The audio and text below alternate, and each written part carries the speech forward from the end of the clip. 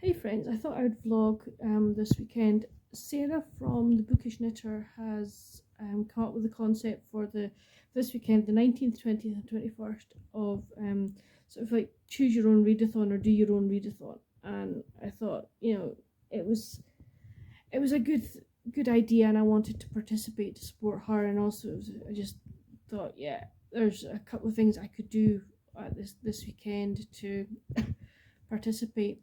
I'm sorry if I look dishevelled. I'm absolutely knackered. I'm keeping this as real as possible. I got up this morning at 8:30, took my car to the garage, came home, had breakfast and stuff. I was back in bed at 10:15 because I was just so tired, and I slept for another hour and 15 minutes. So it's like I thought, oh, I'll have a shower and everything. I am not joking. I'm just actually too tired to shower and wash my hair, so I am bedraggled. I look rotten. But I'm keeping this real, guys.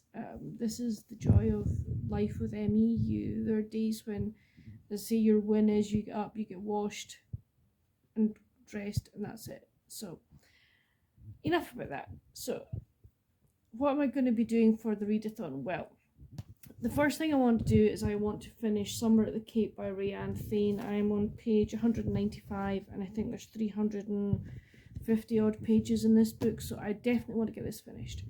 I then have I think another 4 or 5 books on my shall we say summer, winter, or my summer and Christmas books that I want to finish. Not this weekend. So my plan is to pick one of those and finish it, which would take that pile down,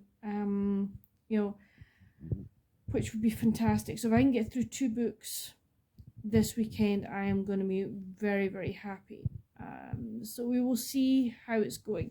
This one I've been reading since Thursday night, and I have to say I am really enjoying it. I like the way RaeAnne Thayne writes. I love her characters. So at the moment, what we've got to is like Cammy has come back to Cape Sanctuary to help her mum and her sister, because her sister Lily, who had set up a glamping business, had passed away before she'd got like the formal lease signed. And the man that they leased the land from, it looks like the poor man has got early onset dementia, and his son has come back and is going, no, we're not having this, etc. So Cammy's come back to try and help. But also her sister Violet, who was Lily's twin sister, has come back to Cape Sanctuary to help her mother for the summer. And there's, all 3 of them are dealing with the great grief of Lily's death.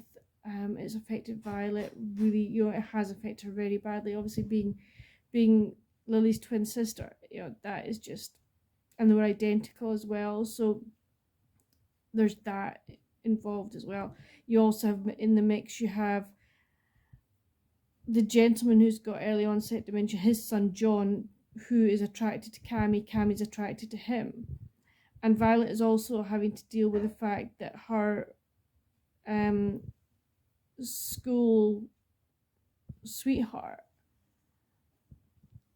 is still in town, and there's a lot of things going on with that. So it's, there's a lot of complicated relationships in it, but it's very interesting. You're not getting bogged down in minutiae as well, but you are definitely getting to see how the characters are dealing with things, and I'm just really, really enjoying it. So I'm going to sit here. We've got about 5-10 minutes before lunch. I'll just sit and do a wee bit more reading, but as I kind of read things or finish things, etc., I will try and sort of vlog. And if I'm doing anything else, I don't expect to be doing much this weekend, but if I do anything else excuse me, anything else, I'll let you know, and I'll try and sort of vlog some of that. But hopefully you'll enjoy this kind of wee bonus vlog video that I'm going to be doing. Anyway, I'll speak to you later. Bye. Morning friends, I'm going to do a quick video for my YouTube channel. I just didn't have the energy to do it yesterday. I will continue this vlog. I need to talk to you because I finished a book, but this is the kind of setup that I have for my filming. It's nothing spectacular, my seat, which I'll pull around. But yeah, so this is me gonna film what I plan to read this weekend, or kind of what I finished during the week as well. I have my book diary with me there. I need to grab my specs. Please excuse the state of my room. It is an absolute burach. Yeah, I need to tidy it up, but at the moment I just don't have the energy. I've got the energy to do this, and I'll edit it and get it up, but at the moment my energy levels are pretty zero. I did manage to shower and wash my hair today, which is a big win. That's a big bonus for me. So yeah, so this is that pile behind. There's my TBR. Yeah, well, let's not look at that, will we? But yeah, I'm going to get this filmed, and then I shall come on and chat to you about the book I finished. Hi, I do look a bit more put together, I know. I've just done my video, which was good. So yeah, but I feel, excuse me. Yeah, I feel a bit better. I have to say, I look at my bed and I'm like, oh, I could just crawl in there, but no, I won't. So yesterday I did manage to finish Summer at the Cape by RaeAnne Thayne. I really enjoyed this one. It was really good. I gave it 4.5 out of 5. As I say, we meet Cammy and Violet, who are sisters. Cammy's the older sister. Violet had a twin sister, Lily, but identical twin sister, Lily, but Lily died in a tragic accident. And they're still very much grieving Lily's passing. We also meet their mum, Rosemary. Their father, I think it's Ted, his name is. So they're the family.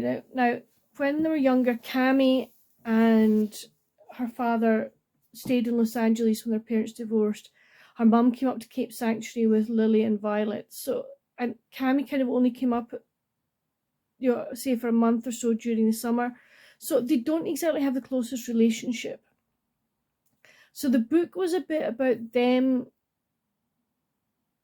rebuilding, basically, their relationships with each other, which was really, really good. Lily, when she was alive, set up a glamping site on a neighbour's piece of land, and unfortunately the neighbour has developed dementia, and he doesn't remember, and his son is like really not happy that this has happened. And before the gentleman, he didn't sign the long-term lease or anything. So there's that kind of angst going on in the background, and Cammy's come back to try and help, shall we say, negotiate the lease. And John, the son of Franklin Rafferty, who's the neighbour, is having none of this. But Franklin is just, he was a lovely man. I mean, your heart went out to him. He knew there was something wrong. He would turn up at Rosemary's for breakfast and, various things like that. So you have those two stories going at the same time. And they interconnect in a beautiful way. And also Violet is, as I say, she's come back for the summer to help her mum out, but also she has to deal with her ex-boyfriend from school, her childhood sweetheart, and the various things that happen because of their sort of having a wee break from each other, and she has to deal with this, and that story is even more interwoven in with Lily. It was beautifully written, great characters. Really, really enjoyed the plot. I really did. RaeAnne Thayne has just got such a way of writing that you're drawn in. You're so drawn into the book and the characters and everything. It's just, I want to be there. I want to go to this place. I know it's fictional, but I still want to go because it just sounds so beautiful, and the glamping site and everything just sounds so good. So yes, I'm really, really pleased I read that one, and I don't know if this is the second. I think this is the second. I think it's a series. At least I hope it is, because I want to know more. So I finished that, and then I picked up A Little Country Christmas by Calorlyn Brown, Rochelle, Alers, Hope, Ramsay, and A.J. Pine. I read the Calorlyn Brown one, and it was called, hold on till I find it, The Perfect Christmas. Now in this we meet Landon, and Landon is only, he's working in a ranch, and he has made friends with Dixie. Now Dixie helps Landon's boss's wife run the quilt shop in town. And Dixie has a little girl who is just the sweetest little thing you have ever met. Gosh, what's her name? Oh my goodness, what's her name? Oh heck, I think what makes me think it's Sally. Hold on till I find out. Yes, the wee girl's name is Sally, and she's, she can't see Landon, so she calls him Lan Lan. And she's got a few words, and it's like Lan Lan go, Lan Lan up, and she is just so cute. And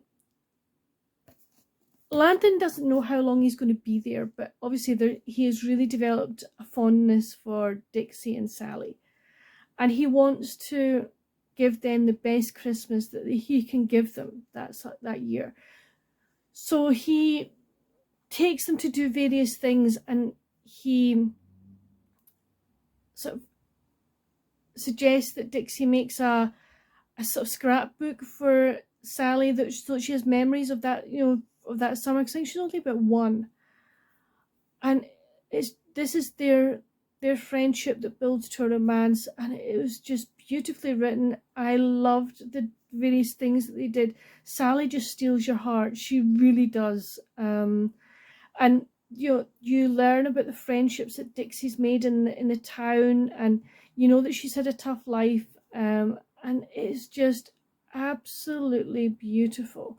It's 99 pages, and it was just 99 pages of me being immersed with great characters, beautiful setting, and in a small town where everybody cares for everybody, and I just love that. So the next book I am reading will be, hold on till I find it, what it's called.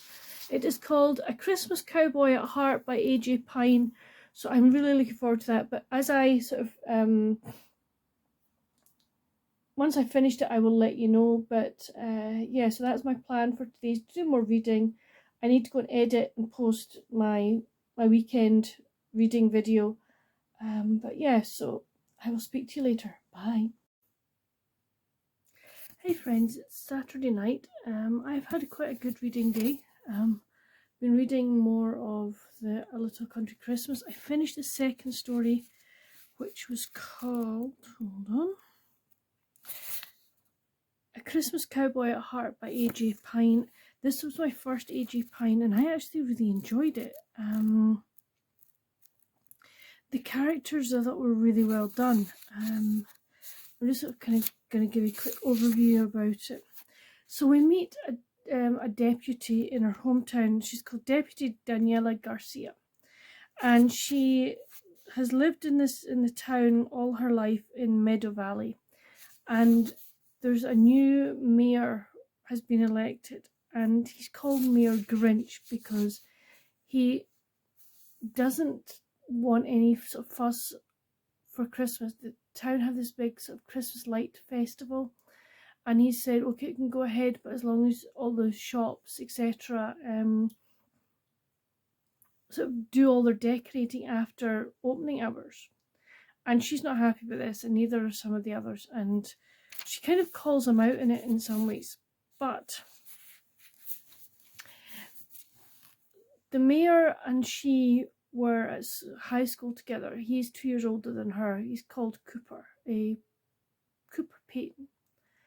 And she had a big crush on him at school.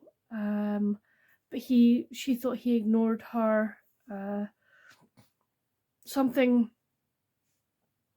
quite sort of significant happened at school. And that's kind of, so she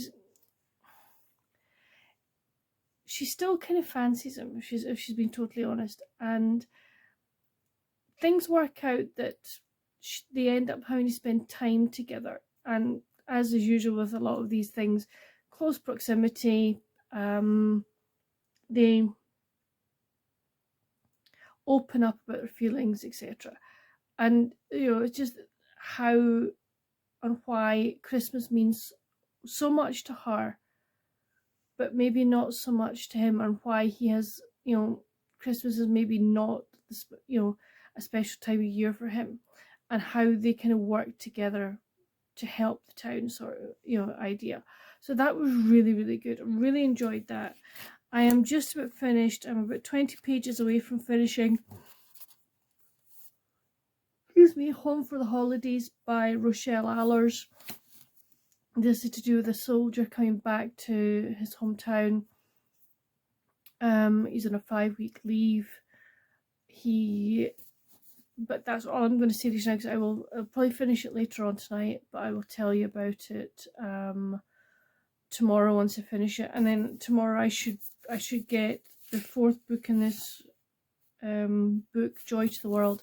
I should get that read tomorrow as well. But so far it's been a good reading week. I've also been watching the athletics as well today, which it's been really nice watching that on the TV.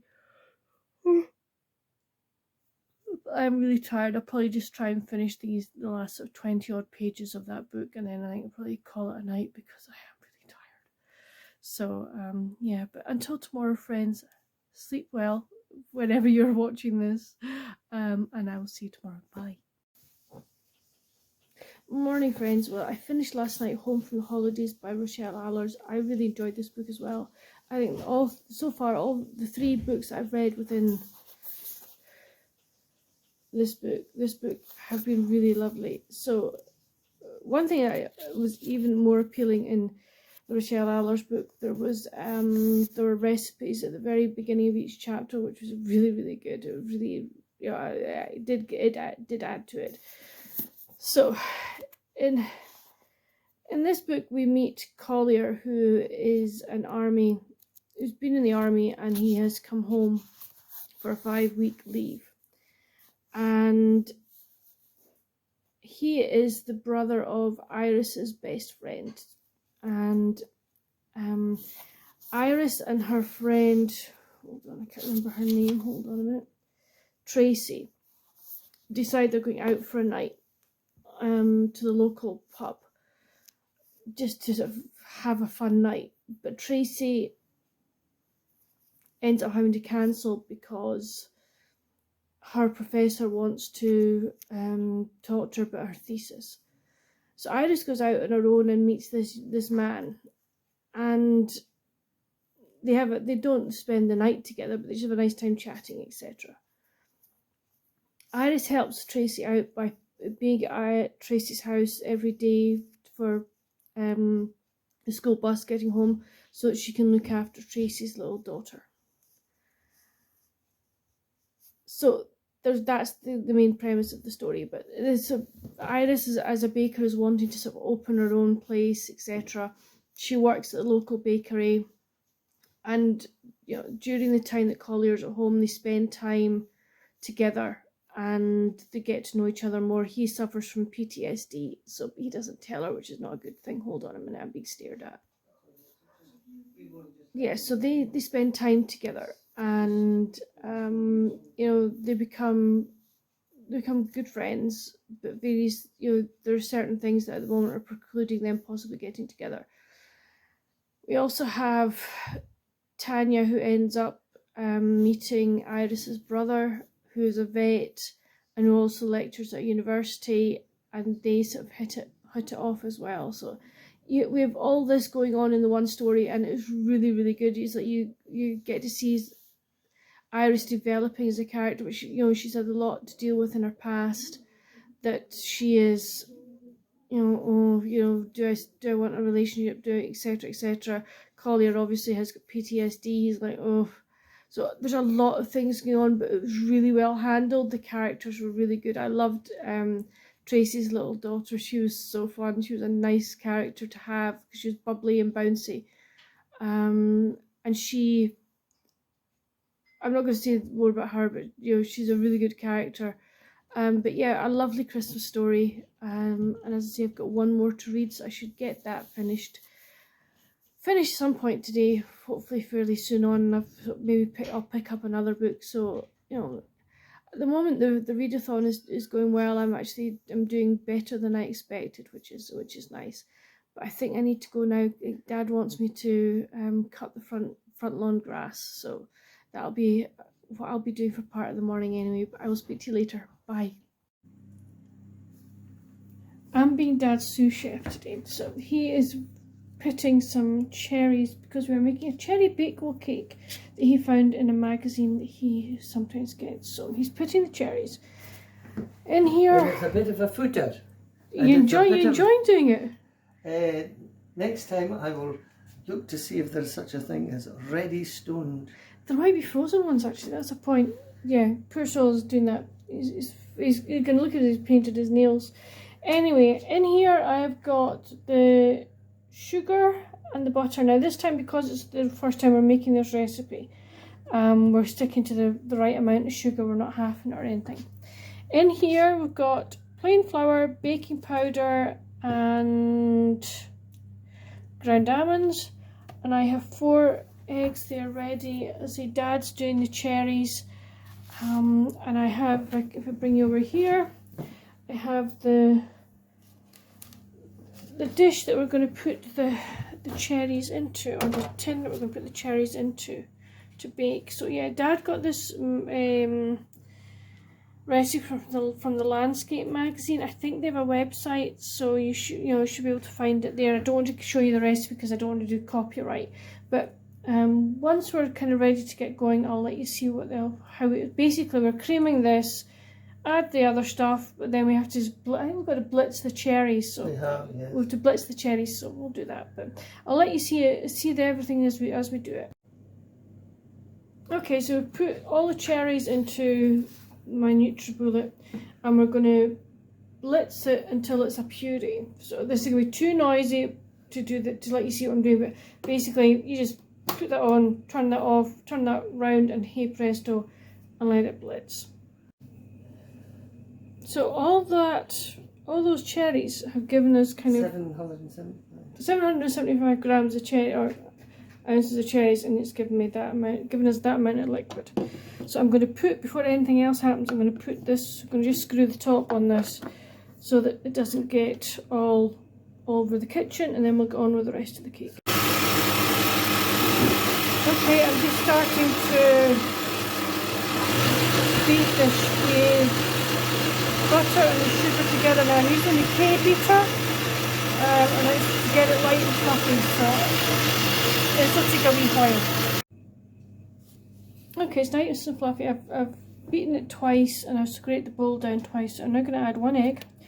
You add each egg individually, and then just beat it until it's well incorporated. What I am going to do though is I'm going to add just a little bit of the flour and baking powder mixture, etc., because hopefully it will stop the eggs curdling, but we'll see. Okay, as you can see, it has curdled, but as we see plenty of bakers on TV with curdled mixture. So Dad's just going to fold this in nice and gently so that all the air stays into it.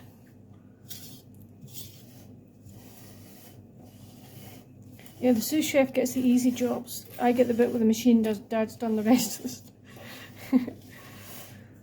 But he's very good at folding stuff in. He's really good at it. Probably better than I am, actually. Is that okay? Incorporated it there. Good. Right, okay, so that looks really good. You got it from the bottom as well, yeah? Yeah. Cool, excellent. So that's what it looks like. It's just like a paste. It really is like a paste.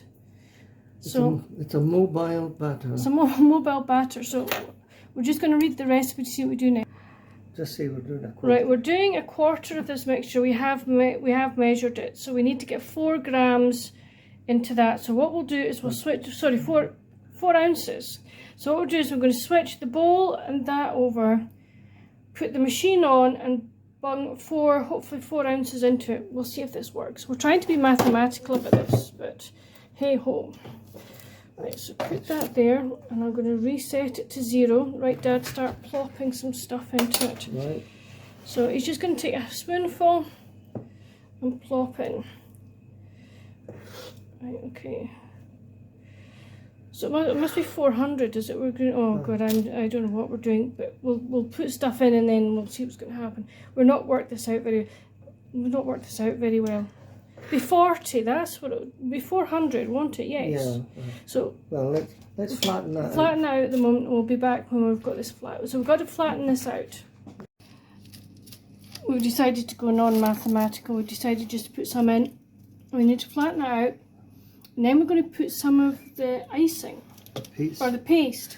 The cherry paste. The cherry paste on top of this. And then we put the rest of the batter over the top. So we'll see how that goes.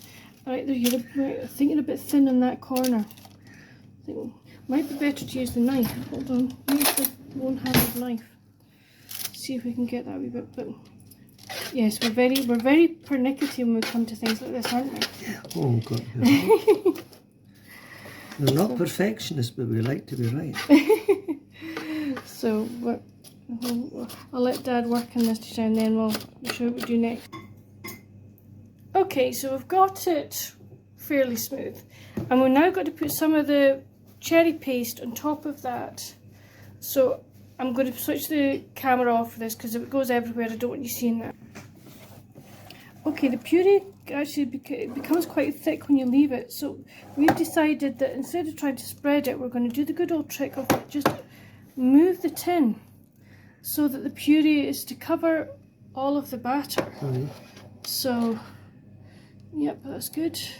There's that corner up the top. That's good. So yeah.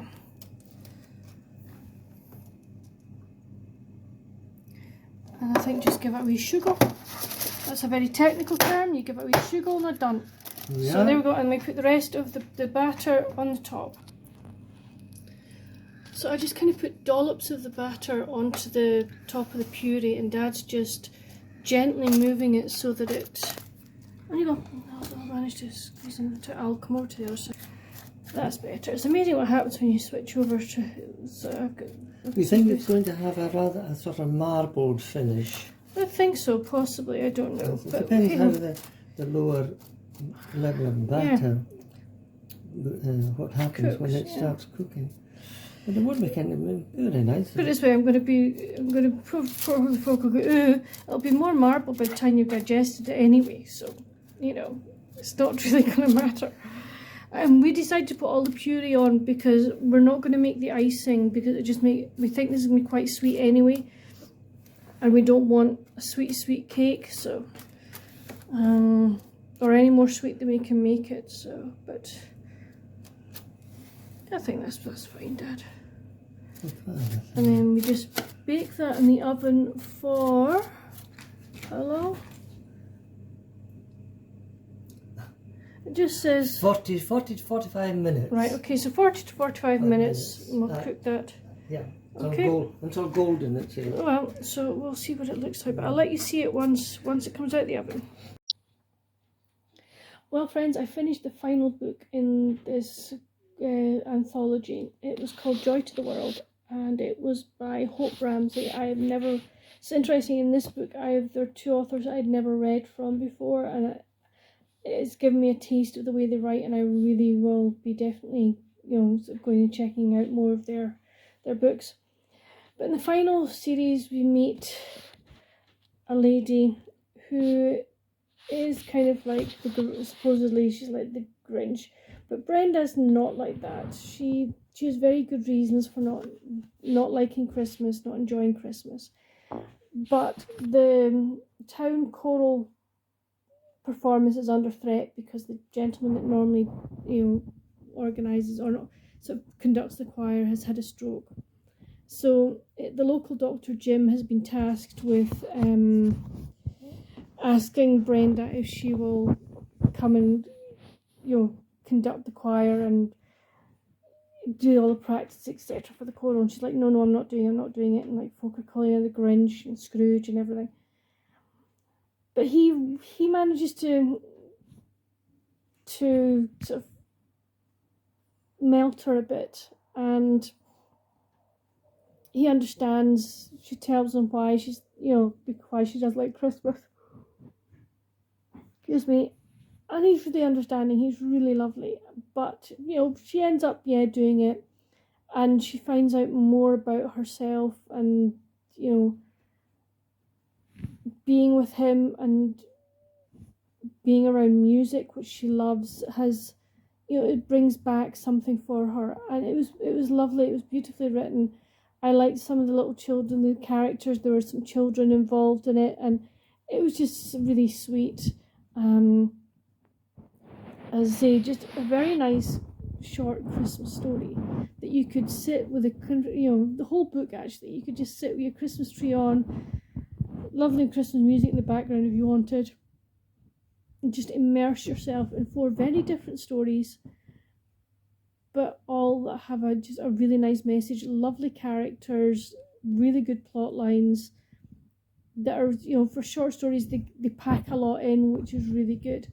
So all in all, I really did enjoy this anthology, and I think I probably will give it a 5 out of 5 because I just enjoyed it so much. So yeah, so it was A Little Country Christmas, and that was by Calorlyn Brown, Rochelle, Alers, Hope Ramsay, and A.J. Pine. So I would definitely go and pick this up if you're needing some new books for the Christmas period. What am I going to read now, I hear you ask? Well, hold on till I just grab it. I have got, this is my second last summer book, and it's Meet Me at Pebble Beach by Bella Osborne. I'm not sure that I've actually read a Bella Osborne before. If I have, it's been ages and ages ago. So it's going to be really interesting to see what I think of this, but I will see how far I get. Okay, the cake has just come out of the oven, so as you can see it's slightly browner, but I think that's probably the cherry sauce, the cherry puree.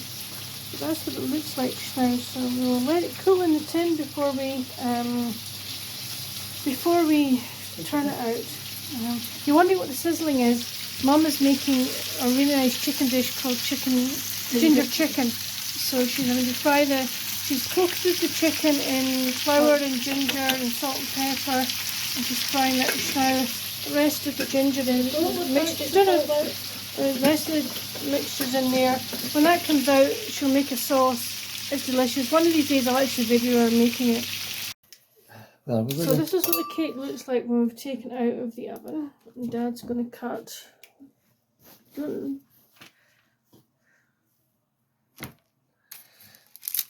of truth. Moment of truth, what does it look like? Ooh!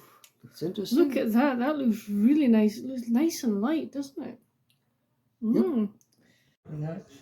Okay, Dad, start trying it. Very nice. Mm-hmm. Got a crispy top. Mum?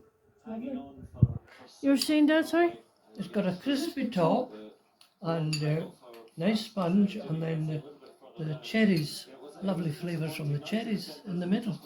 Good, good. So are we going to keep it? Definitely. Okay, I'm now going to try. An incredible and what a finish to that 10,000. That is nice. Really like that.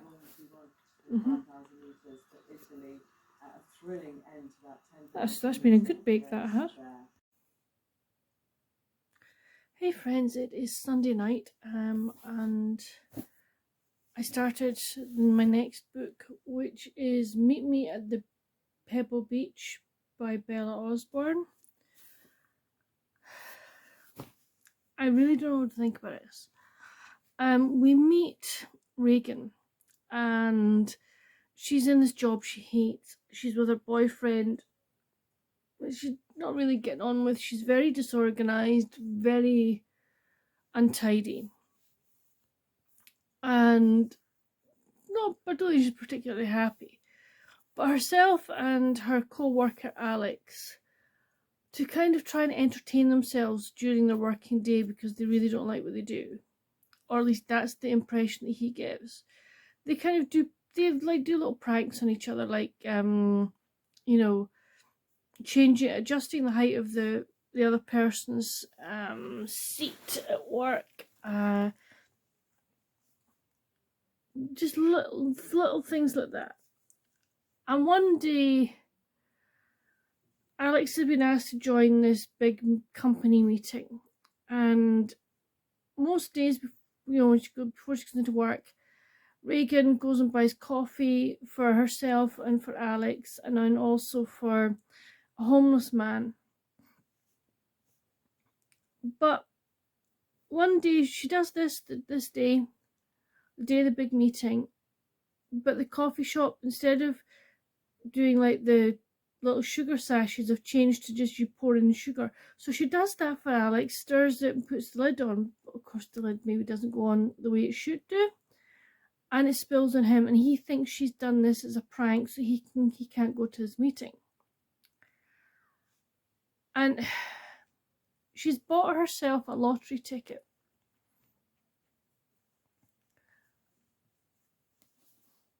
And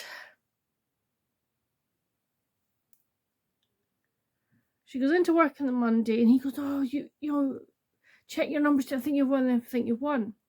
So she checks her numbers, and lo and behold, it looks like, yep, right enough, she has won the rollover jackpot of 10 million. So she sees this as a sign, and basically tells her boss where he can stick his job. She phones her boyfriend and breaks up with him. And as you know, she's walking out of the building of where she had her job, Alex turns to her and went, "That was a prank. I bought a ticket for next week using this week's numbers." He had pranked her. Now, I have to say, I just thought, oh, for goodness sake, what a hellish thing to do to someone. I'm sorry, to do that, and it's supposed to be a joke. I just didn't see the funny side. I really didn't see the funny side of it.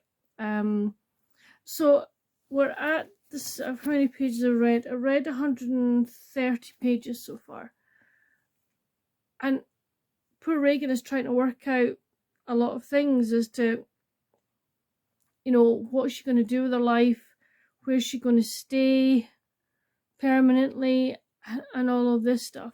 She's met somebody called Charlie, who is lovely. There are various things going on. So I'm going to be interested to see where this goes. But I have to say, I was just appalled that, I know it's in a book, but just that somebody, even in a book, that somebody would write that kind of prank, if that makes sense. Because I just think that was awful. So I just really don't know. Reagan has taken a wee while, shall we say, the whole situation has taken a wee while for me to grow, the book to grow on me. I really don't know where it's going to head.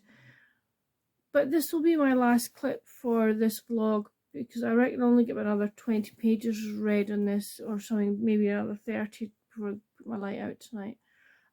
So that's where I am with this. You'll find out my thoughts completely on this book next Friday when I do my weekly wrap up. So hopefully you will join me on Friday for that video to find out exactly what I thought of this book. But I hope you've enjoyed this little vlog, friends. Please let me know down in the comments down below if you read any of the books that I've mentioned. If so, what you thought of them. And also, did you like this kind of weekend vlog? Because if you have, then would you like to see me doing some more? I'd really like to know. But until my next video, friends, stay safe and happy reading. Bye.